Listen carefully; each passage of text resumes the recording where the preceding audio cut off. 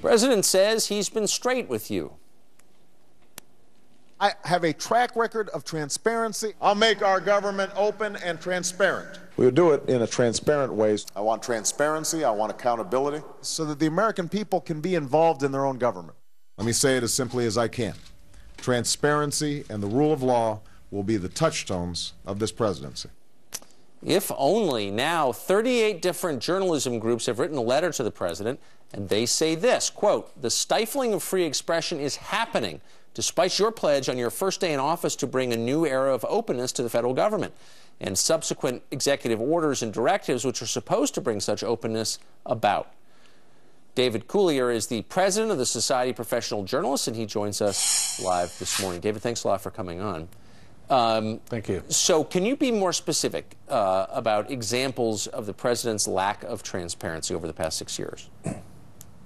Yeah, what we've seen is a lot of message management, information control, reporters being required to go through public information officers instead of just talking to government employees, being required to submit questions ahead of time, being required to have a PIO sit in an interview, being required to be dragged by a leash through tours of facilities like immigration facilities, muzzled and told they couldn't even ask questions. These kind of practices have been growing and becoming infused throughout the bureaucracies, and it's just getting worse.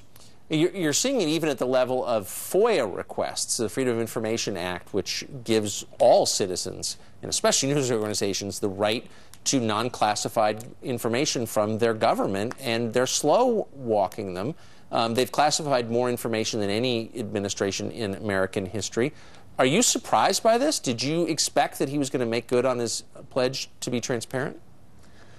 Well, I was skeptical. I was hopeful but skeptical. We've seen this happening over the past 30, 40 years. It's a trend, and it's beyond the presidency. This is a secrecy culture that's developed in our government, and it's getting out of control. And like you say, this isn't about journalists versus the government. This is the people of America being able to get information they need to self-govern. And we've kind of seen this happen behind the scenes, the information war that goes on every day. And we finally felt we had to speak up because Americans are being hurt directly because of it. And how much of this is being done under the pretext of national security? I noticed that a lot of members of the administration and members of Congress have all these servants and in the guise of bodyguards around them, but you can't get any information about how many personal servants they have because that's classified. Is that part of the excuse, do you think? Oh, absolutely. It's used all the time. Now, of course, the government should be able to keep some secrets. There are important secrets for our safety that have to be kept. But they're using that excuse way too far, way too broadly, to basically hide embarrassing facts that would just make them feel bad or get them fired. And that's inappropriate. People need to know how their taxes are being spent and how their government is doing their job. And we have to have that information if we're going to know that. So a lot of people watching this morning, I think, consider the press water carriers, or many in the press water carriers for this administration. That's a widely held view, as I'm sure you know. Do you think reporters who covered the administration, maybe even some who voted for him, are frustrated by and large by the secrecy? Oh, yeah. I mean, that's one reason why all these groups came together to support this letter.